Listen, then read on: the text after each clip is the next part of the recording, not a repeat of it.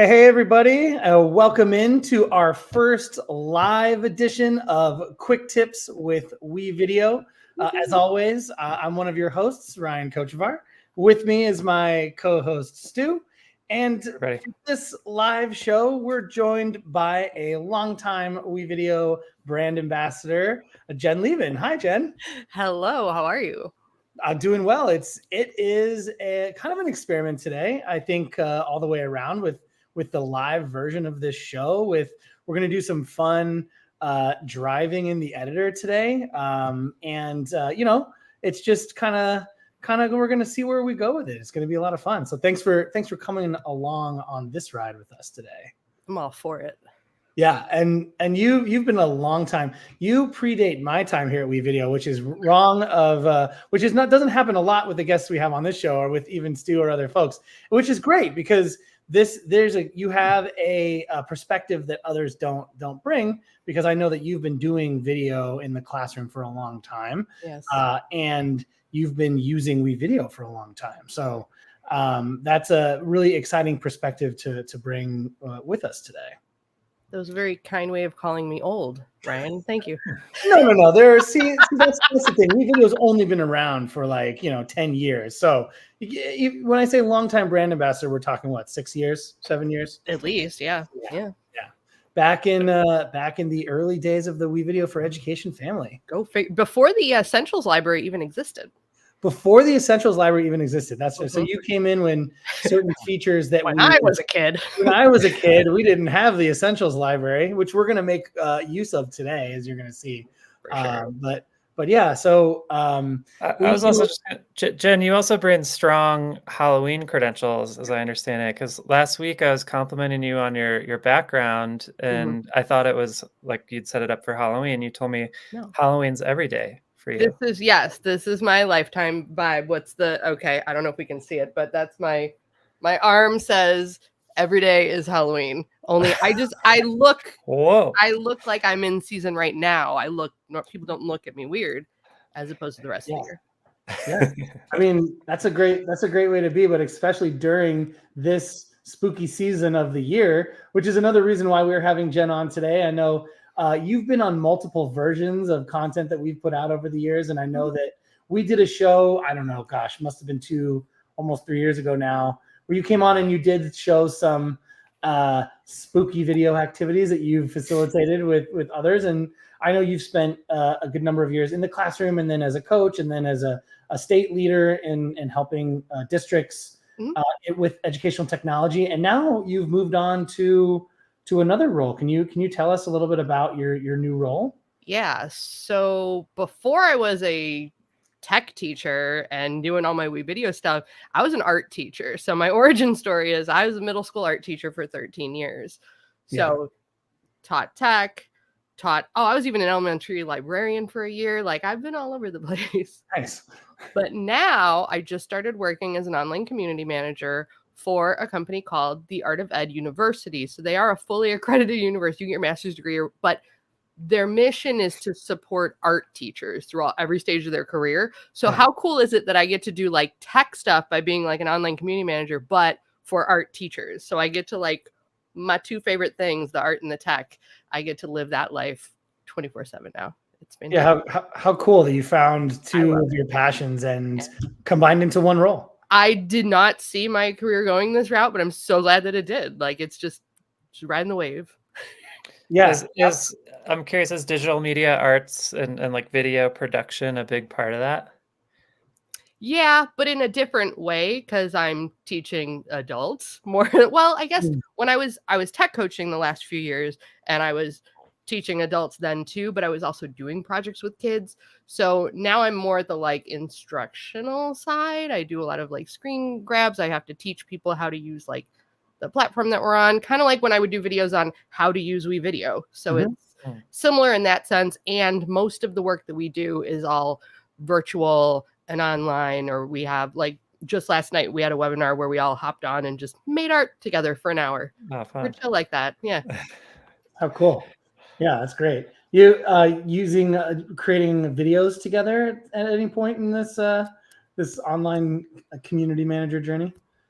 We have not yet, but I would not put it past us. I like it. And I would love to bring some WeVideo to the art teacher world, because that passion doesn't go anywhere. It's still there. So yes, let's bring WeVideo in. You guys can come to art club. We have art club once a month.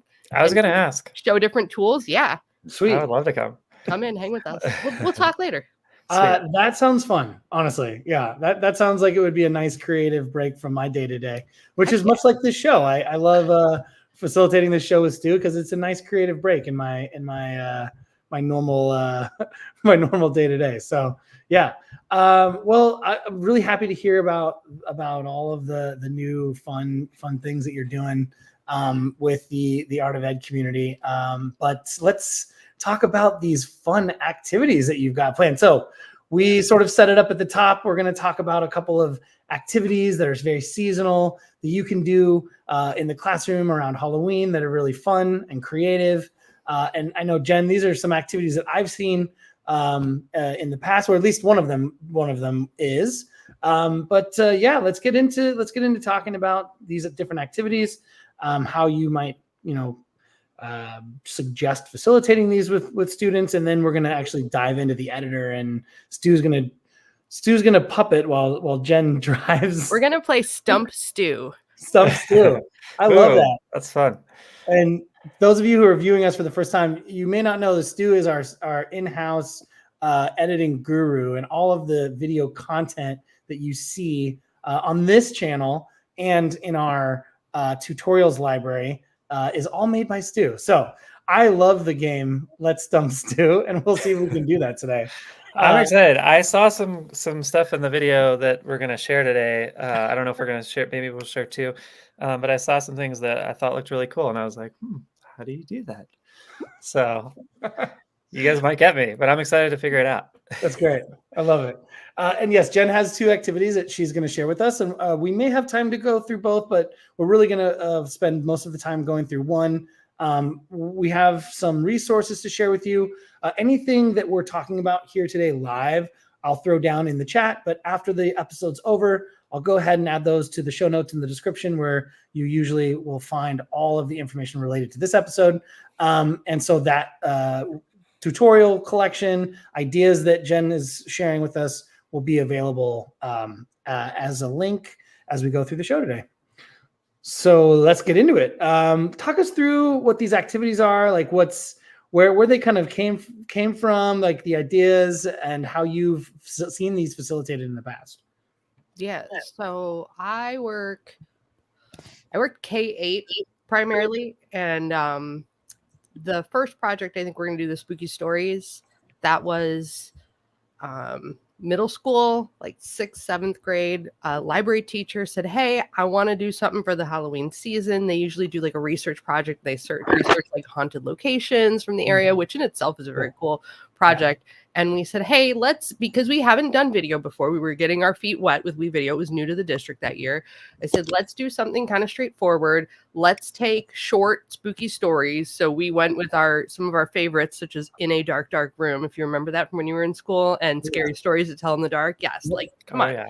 Yes, they're like, they've left like a mark on all of us. So the kids worked in groups, and they picked a story. And basically, they just had to tell the story to the camera. And then when they told the story to the camera, they did it in front of a green screen. So kind of like how Stu is sitting there. And then we used the WeVideo Essentials library to find spooky background images, to maybe find like overlays. Like I know in the Essentials library, there's like bats that you can put and like layer it on top. So it looks like they're flying, which is super fun. And then, titles, sound effects, spooky music, like I could spend all day just searching for spooky music, it's, yeah, it's like choosing fonts. You can go down this whole rabbit hole. So yeah. You can spend a lot of time choosing fonts in WeVideo too.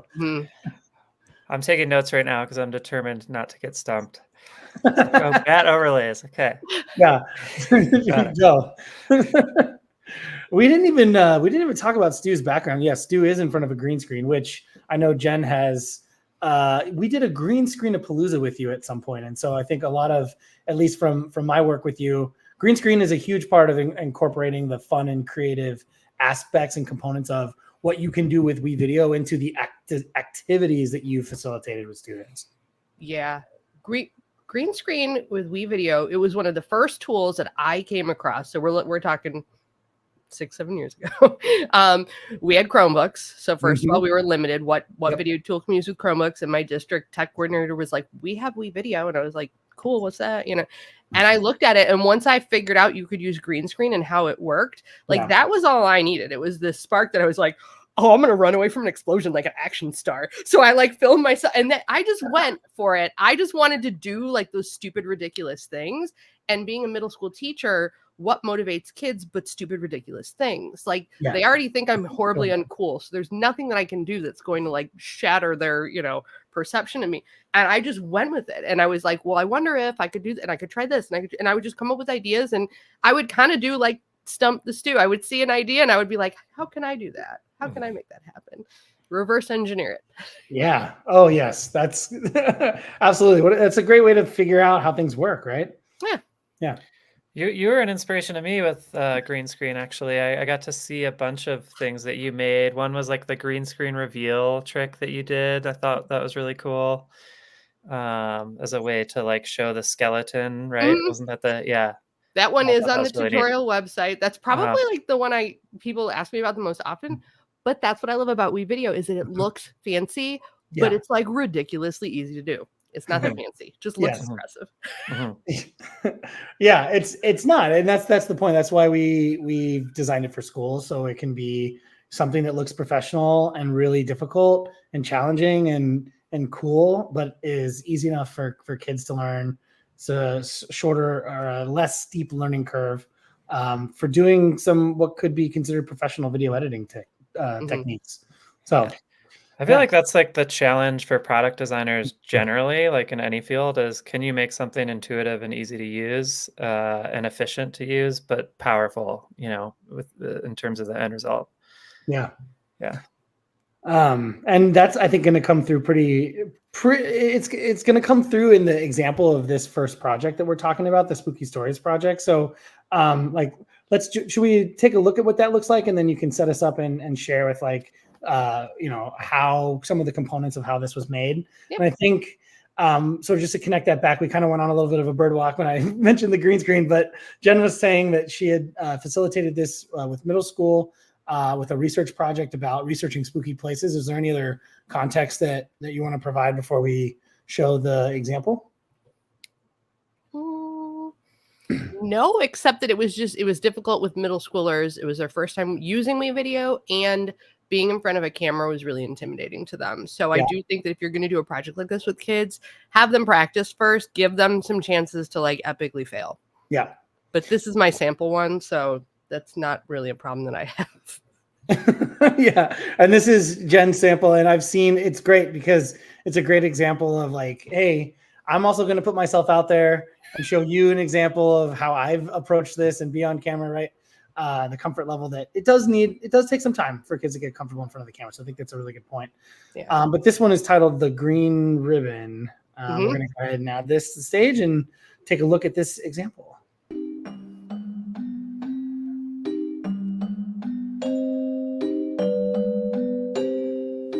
I'm Mrs. Leban. Today I'm going to read for you a story from my favorite book when I was younger called In a Dark, Dark Room and Other Scary Stories.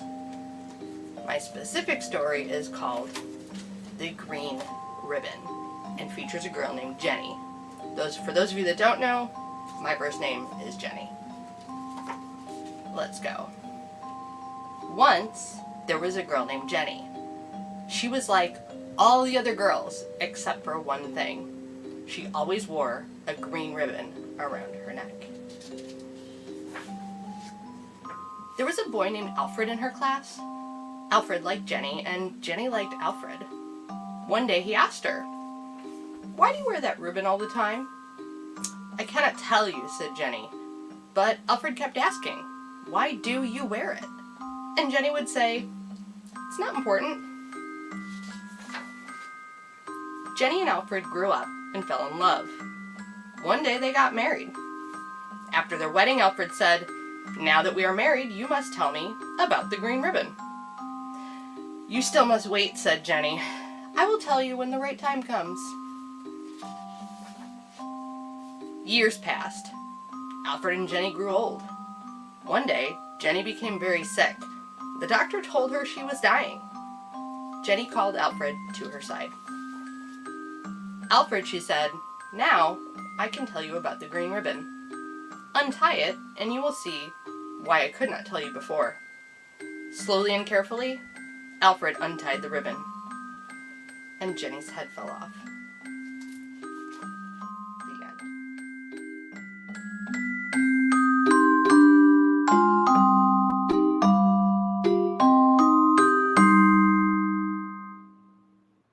There you go.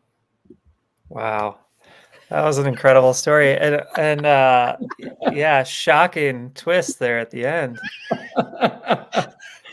It's a good one. It's a good twist. It's one of those like traditional, horror twists that can be meant for kids, right? I was shocked that so many kids had not heard this story at the school that I was working at, and that was my Halloween costume that year. Like I had like the thing I'm wearing in the picture, that was for my Halloween costume. And they'd be like, "Who are you?" And I'm like, "Jenny from the Green Ribbon." And they're like, "Who's that?" And I'm like, "Oh, let me tell you." So it started this whole thing. Yeah. Nice. And is that story from Scary Stories to Tell in the Dark? It's from In a Dark, Dark Room. Oh, In a Dark, Dark Room. So okay. Yeah. And that was the collection of short stories. Similar. Yeah. It's like it's like an early chapter book for kids. So it's absolutely meant for kids. And it's like her head falls off. Yeah. No, that was because because my favorite scary stories was Scary Stories to Tell in the Dark. The three Alvin Schwartz, maybe I think was the gentleman's name that wrote those or collected them, because they're all tales from older stories that he collected. And that's now my son's favorite Halloween scary story collection. So this one I will definitely be picking up, because I've got to read him The Green Ribbon. I think he would like that a lot. Classic. Just quick side note, Ryan, did you have a favorite story from that series? I can't remember a favorite per se. I'd have to go back and look at the anthology to remember, but the ones that stick out to me are like The Big Toe, the one about the farmer that like pulls the big toe out of the ground and then I forgot about cook that it and eat it, and then the ghost of the guy whose big toe they ate like comes and like scares everyone. That's ridiculous. Yeah. But a great idea to use in this project, right? And this is like a really cool connection to literacy and language arts in the elementary or even middle school or even the elementary school classroom that you can enhance with the video project. Mm-hmm. Yes. I love that you can spin it any way you want. It could become a social studies project and you're researching ghost stories from different countries. It could be, oh, dang, you could do it in foreign language because you have to tell the story in Spanish, like that would be really cool. But we were doing it with like it was in the library kind of with ELA. So we were taking like already known stories. We have a population of students that are English language learners. So for them, just practicing like speaking and talking to the camera was great for them, like just practicing their reading out loud sort of skills. So that works great. You could have students write their own short, spooky stories. So there's so many ways that you could take that and then just use that format of, record yourself in front of a green screen telling the story and then use WeVideo to embellish it.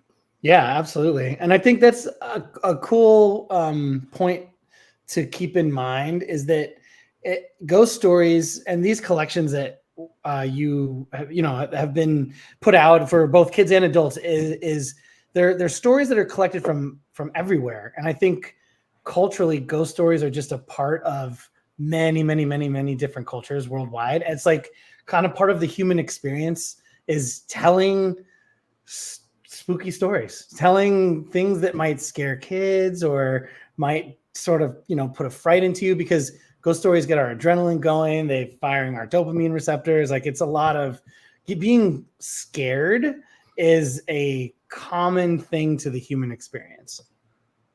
This is true. Yeah, which is a really cool. I love that social studies like layer on top of it, where you could take that in and utilize that to research those stories. Yeah, turn into research those stories. Yeah. Yeah.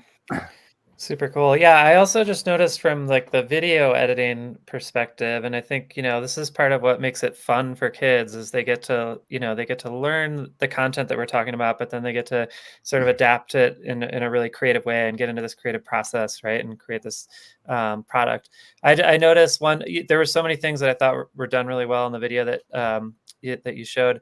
But one was that there was one scene where there was a tree kind of looming around your frame, and it almost looked like you bumped into it and it like reacted. I don't know if that was intentional or if you overlaid it with that Yeah, perspective totally. where It it was looked next to you. But intentional. I had a brief Yeah. moment where I was like, "Whoa, wait, is that tree in the room?" It looked really realistic, which is pretty amazing. I wish. No, totally accidental, but thank you. I'd like to think it was. Well done. Yeah. Yeah, that was cool. I did notice that as well. Okay, so now that you're talking about the editing process for this video, let's dive into the editor and see if we can get Stu to recreate some elements of this project, because it's important to know why, right? This is connected to some things that you can do in your classroom, but now let's show you some tips or techniques that you may want to use to facilitate this activity with your students. All right, Stu, you want to bring up the editor, and now the green screen I think will come into play here, if I'm not mistaken. There's a reason why Stu quickly set up his green screen background for today's episode. Are you seeing my screen? I am not. I have it right here. Okay, there we go. Cool. Ta-da. Like magic. All right. So we're going to be recreating something similar to the video we just looked at. Is that sort of the task? Okay. So of course we're going to go ahead and click create to open up the editor. And how do you want to do this? Do you want to prompt me along the way, or? Well, for this specific project, there's a couple of things you can either record from right within the editor there, which if you already have your project open, that's usually the easiest way to go. Sometimes if you're breaking this up over a series of days, you might have kids use like the native webcam on and just record it separately and then import that footage in. So it really just depends on sometimes the age of your kids. Like if I'm working with younger kids, I might have them do the recording separately and then we bring it in, just because it's like too much at one time for their brains sometimes. But with middle school kids, I'd literally just go up and hit the record button and record from your webcam. And that's when you tell your scary story. But this is the part of the example where I just make up stuff. All right. I just talk to the camera. Yeah, see? So let's just go webcam here. Yeah. All right. Hello, kids. Today I'm going to be reading from this book, Scary Stories to Tell in the Dark. And today we're going to be reading one of my favorite stories from when I was a kid, The Hook. All right, we'll stop there. Do you guys remember that one? Oh, yeah. Yep. Yeah, that one. Was that the killer and the kids that were making out in the car? Yes. I think so. Yeah. And there's like an insane asylum or something close by. I mean, yeah. The story is it's very old, so it's been retold and rehashed in various formats. But yeah, I think essentially like they hear some scratching and they on the side of the car. Yeah. Look on the side of the car. Yeah. Okay, great. So I guess, to start, I'll actually add another video track here. So we have a video 2 track, and I'll just move that down. And then we're going to want to bring the green screen clip up to that video 2 track. We'll go ahead and double click on that video clip to bring up the effects panel and click keying to access the chroma key, choose the color picker, and then try to choose kind of a area of the green screen that's most representative of the color. Yay! Let's see how we did. We can show mask. Oh, pretty good. We do have a little bit we need to remove here, so we'll use the defringe slider. You fancy. We've really improved the defringing capabilities. Yeah, I'm like, I don't think I've ever used that. Yeah. I click the dropper and I'm like, that looks good. That looks great. I kind of I kind of have some green in my whatchamacallit. I think it looks great. Yeah, okay. That looks pretty good. This is perfectly fine. Yeah. for the activity. Yeah. I'm impressed too that the green in my shirt didn't get caught. Maybe because of it's too dark of a shade. A little bit, yeah, different shade. Yeah, Mhm. it's great. Okay, so Jen, what next? Well, now's the part where I show the kids the essentials library. All right. And we usually go to videos. We don't use images that much, the still images. We tend to stick to the videos. And I basically show them how you can search for whatever you need. So some of them type in haunted house, some of them type in cemetery or graveyard. So it could depend on the story you're telling, you know. Okay, let's this alone they could spend a week on. Ooh, whoa. I know. Spooky. So much to choose from. Ooh. That's pretty good. That's pretty good. Wow. Okay, let's try this one. That's a good one. That one almost could feel like the setting for the hook too. Right? Yeah. Being like All at near some forest or whatever. Mm-hmm. Okay, this is good. You're too happy though. Yeah. That's a good point. Yeah, I need my costume, really.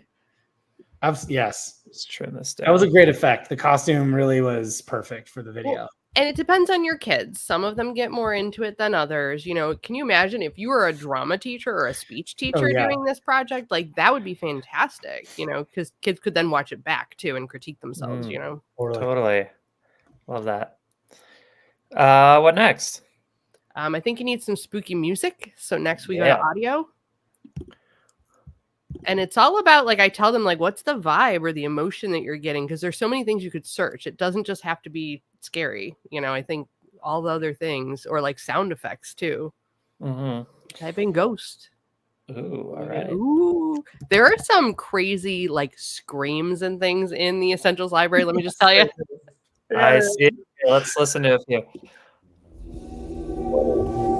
Yeah. Yes. Oh my God, that's scary. I'm scared. Yes.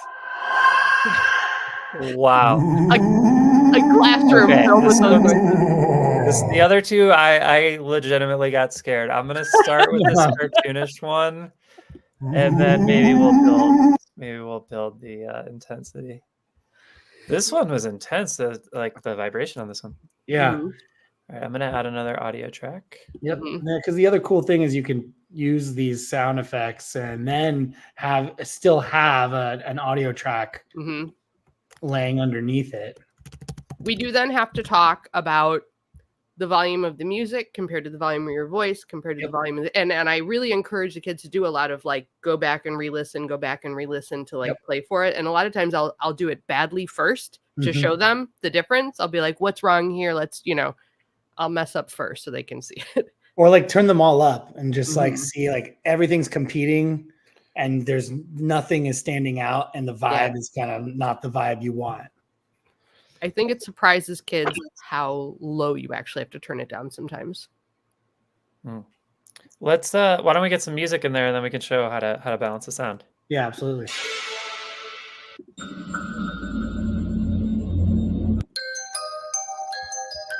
Okay, I think the third one fits best with the cartoonish ghost. It definitely does. I agree. Let's start there. But again, like Jen said, you can spend a long time searching for that perfect piece of audio and that perfect sound effect just because of how extensive the audio library is and all of the options you're going to have when you search for things like spooky music. Yeah. But I love that the kids' projects don't sound the same. They don't look the same. Like, I love that. And there's a lot of individuality in the product and the projects, and that's you know, enabled by what you can find in the Essentials library. Yeah. I'm just gonna drag. So I just expanded the timeline, and then I'm just gonna drag this over to start at maybe like the 3-second. How long was your intro? Your intro was. I usually grab a title from the text. You had a really cool text effect. That was the one that I was like, oh, which text effect? It would be seasonal. Under seasonal, see all. Oh, okay, yeah.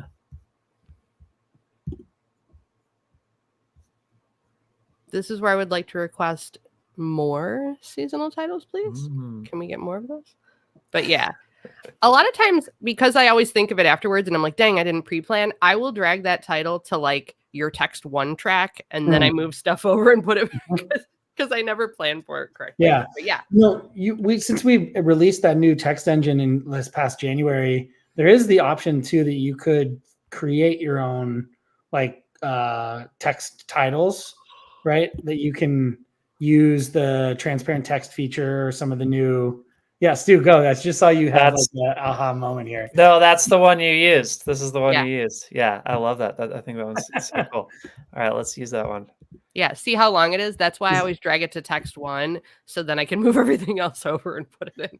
And now that you can create templates as teacher roles, like you could create your own text template that you use using our transparent text, using the different fonts, the different colors, pairing it with a background like this that you find. And so you could create your own, which is really, you create your own, which we really didn't have before, the ability to save like a template of like an intro text background that you can now do, which is super cool. So create your own seasonal backgrounds with text. All right, let's check this out. I'm going to move all this over. But I don't think yours was like 5 seconds long. You trimmed it down, didn't you? I might have. It's been a while.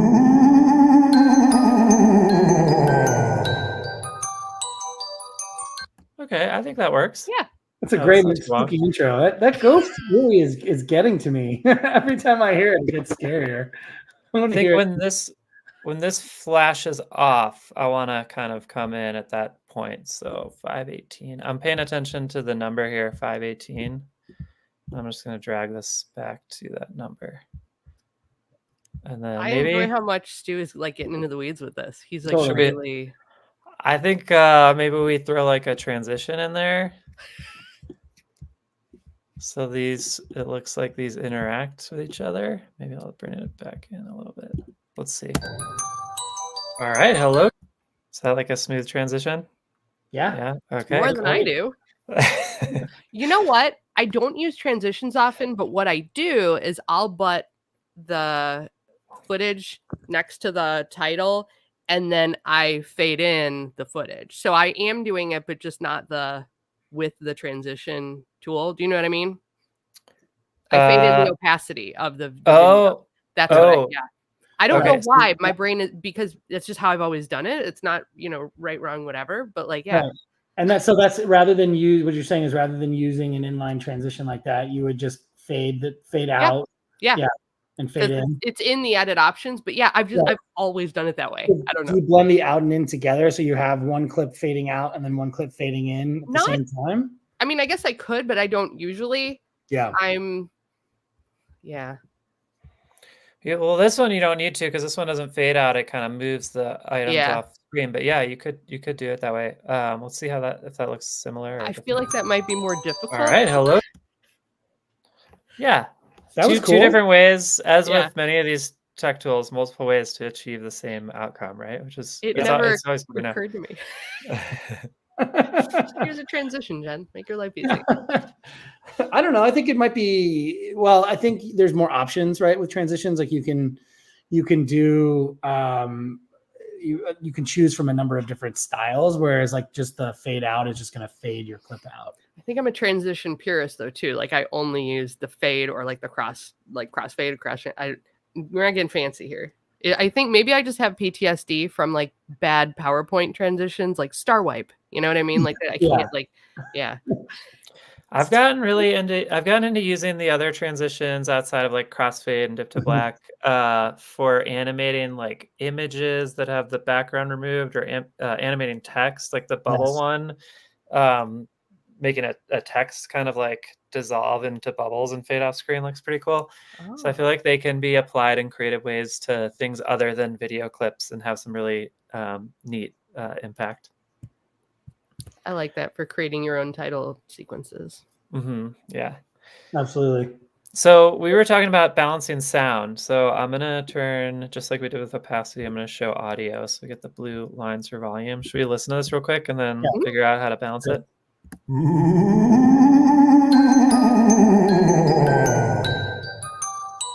All right. Hello, kids. Today I'm going to be reading from this book, Scary Stories. Okay, so I feel like this one you can see from the sound waves that it has a natural fade in and fade out. So I feel like that sounds pretty good. And I don't know, what did you guys think? I felt like the music actually came in at a pretty good level too. Yeah, absolutely. It's not bad. I'd probably turn the music down just a skosh, just a little bit. What do you think? Yeah, I'd say just because it was competing with your voice a little bit too strongly. Okay. All right, Jen, were you saying turn it down from the beginning or turn it down once my voice comes in? Either. Either? Okay. Sometimes I'm just lazy and I go over to where it says audio 2 and I just crank that puppy down. The whole track. Oh, okay. Yeah, that's a way you can quickly do that. Yeah, you can just drag that down. That's the master volume, right? So that's going to affect the whole track, which that, is something I always suggest doing. Well, with kids, it's easiest to do that first, and then you can kind of play around with different parts of the timeline that you need to, different parts of the track that you need to fade in, fade out, or make louder. I like to do this where I click on the blue line, create keyframes, and then bump the volume down when I start speaking, and then just zoom out. This is a lot of extra sound, so I'm just gonna split this and delete the extra. But then bring this down to about, there we go, 13%. And then I like to like fade it out at the end. Yeah. I often put like a transition to at the end here, like a dip to black. Just fade the visual and the sound out. Yeah, and you leave the audio like another second or two. That's absolutely that's something I do. Yeah. Okay, what else? Honestly, with some of your kids, this is good and done. Yep. But if you're, fancy and can never stop adding things like me, I would go back to videos in the essentials library. And that's when I start searching for things like, I think the bats were one that we looked at. And sometimes they have, sometimes you can see that they have green. Sometimes it looks black, but it's actually transparent. And you don't really know until you drag it on to see. So I've taught students like just drag it and check it. And you can always delete it. Drag that. Yeah. That one's going to work because it's white. All right. Hello, kids. The backgrounds are removed. Yep. Awesome. And then you got bats flying up in your face. Let's check this out. All right. Hello, kids. Today I'm going to be reading from this book, Scary Stories to Tell in the Dark. Stu, watch out. See, and if you plan ahead, then you read the book and you're like, oh, and you just like act into it. Like you work with it. It's pretty fun. Yeah. And then I love that. Actually, that's a great idea. And then if we wanted the bats to be behind me, we could just move a track down here below the green screen clip, but on top of our background. All right. Hello, kids. Today I'm going to be reading from this book, Scary. That might look a little more realistic. Yeah. Instead of them like coming straight into your face. Yeah. And I'm just unfazed by it. Here, I'm not aware that they're behind me. Yeah, absolutely. Yeah. So I mean, at this point, once they look good, I always tell kids like, don't just say you're done. Take it back to the watch it again. Like you just can't watch it enough times. And if it's good, then they go to export. And then what I will do is the teacher usually will do some sort of like, maybe like film festival or a little like first, we'll watch it as a class. Yeah. And then you can, as a teacher, do something like maybe create a landing page or like a table of content. Like what if you had an image of a haunted house and each window that you clicked linked to a different video made by a student or something? It would just be a neat way to share it out like to the school or, to parents or something. It'd be fun. Yeah, that would be great. And if you don't have those kinds of external sites, you can always make a playlist in WeVideo. We have the new playlist feature available to teachers that you can grab exports and sequence them as a video playlist and then share that as well. Well, snap. I didn't even know that, and I love it. Yeah, it used to only be for admins, and we brought it for teacher roles as well because we know that teachers have the need to create sequences of videos that their students are making to easily do like a virtual gallery walk of the videos or share with the school or parents. So a really neat new feature to be able to quickly share multiple videos at the same time. That's great if you were going to show it, like if you have like a yearly art show or something and you want to just like run those on a, you can just have the playlist going. Exactly. Yep. I love that. Yeah, that's cool. I don't have enough Halloween videos right now to create a Halloween one, so I'll just demo with this volcanoes. Do you have a lot of volcano videos though? I have a lot of volcano videos. Yes. Interestingly enough, I have volcano videos too because we do stop motion with volcano. That's our thing we do. Cool. Well, that's another episode then. Stop motion animation. Yep. Yeah, it's a whole nother day. Yeah, absolutely. Yeah, that's great. So that's a really this could take, if you have experienced video editors, if you have kids that are experienced video editors, and this is a project you're doing seasonally because it's Halloween, this could take just a couple days. For students that might be new to video editing, maybe you're going to want to allow more time to teach how to search the essentials library and to teach how to do some of those mastering tips, how to do overlays, how to stack your tracks so the background appears where it needs to be and the overlay appears where it needs to be, how to record your voice. So there could be some tutorials that need to take place before you can jump into the creation process. So I went ahead and left in our chat, and I'll leave in the show notes the access to the WeVideo Academy, which has all the tutorial videos for features that you saw today in this episode are available there to teach you and your students how to use the green screen, how to do those editing techniques that Jen and Stu were focusing on. Yeah, I mean, I think also, people could watch like the short clip from this episode of, how to do the editing tricks that we covered, and then brainstorm how they want to incorporate those into their own video. And that could be a useful resource too. Yeah, absolutely. If you want to go deeper, there's many different ways to do that. But yeah, I think it's what, 6 tracks that you put on the timeline. So fairly light in terms of the number of tracks it takes to create this project. So something that, if you've not done video editing before, you feel maybe intimidated, this is a great resource for you to come to see specifically and exactly what you need to do with your students to create this fun Halloween project, and get out there and read spooky stories and have your kids read spooky stories. It's fun. I read an article of something that reading scary stories builds resilience in kids. And grit and perseverance and student engagement and rigor and relevance and more education words. That's right. Insert here. Yes. But it is fun at its core, and being scared is it's enjoyable, I think, to a point for some, depending on who that child is. But yeah, I encourage all of you to check out this project and see how you can facilitate it in your classroom around this spooky time of year. Make your own first, always, as a teacher. Make your own. That way you understand the ins and outs, and then also don't ask your students to do something that you yourself wouldn't do. So put yourself on video and act the fool, man. Come on. Yep. And show that to your students too. Yep. It's a great way to get buy-in and to reduce that anxiety of having to be on camera and, like, quote, be embarrassing on camera or whatever it is that the child or that student might be feeling at that time. Yeah. Yep. For sure. Well, we are out of time here today. We did go a little bit longer than we normally would on this, but that was a really fun episode to do a live drive of an editing project. And Stu, thanks for being a champ and setting up your green screen, using your green screen. Thanks to you, Jen, for coming on. And we did not stump the Stu. Yeah. No, the other activity that we had planned to show you is a monster GIF. And so I don't know if this collection, Jen, you had some examples of this project in there, if it's possible that we could, if you had tutorials, you had instructions on how to access that project, we can go ahead and put that in the show notes as well. But otherwise, I'd encourage you to focus on the project we showed and head over to this bit.ly on the screen. It's also in the chat. It'll be in the show notes to get access to even more activities that you can facilitate in your classroom using WeVideo. For sure.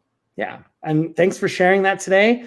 Thanks for you all being with us. If you liked this video, give us a like, hit that notification bell, subscribe to our YouTube channel, get all the things so you don't miss episodes of Quick Tips with WeVideo. Next week, we're going to do another Halloween spooky show We have a couple of activities in the assignment ideas library that are Halloween themed and seasonal that we'll be showing you how to do as well. And we'll be releasing that episode next Tuesday, the Tuesday before Halloween. But take this activity back this week, next week, facilitate, if I can talk at the end of this episode, with your students, and share it with us. If you have the ability to share your sample video, to get permission and to share student samples. We're always looking to celebrate content that's being made with WeVideo. If you tag us on social media at WeVideo, we'll retweet and repost you. Also, use the hashtag WeVideoCreative for any video content that you're putting out there in the world, and we'd love to celebrate what you're making. Any parting words to the audience, Jen, on anything you showed here today? No, I think just in the words of Nike, just do it. Just get out there. Yes, exactly. Just do it. Just start. This is a fun time of year to do activities that might not be something that you normally would do, and give it a try. But thanks again for joining, Jen. Thank you so much for coming on and sharing this activity. It was super cool to see. It was super great to get to talk to you again, and we'll do it again soon. Yay! Will do. Yeah. And thanks again for tuning in, and we'll see you next Tuesday right here on Quick Tips with WeVideo. But until then, happy creating, everybody. Bye now. Bye.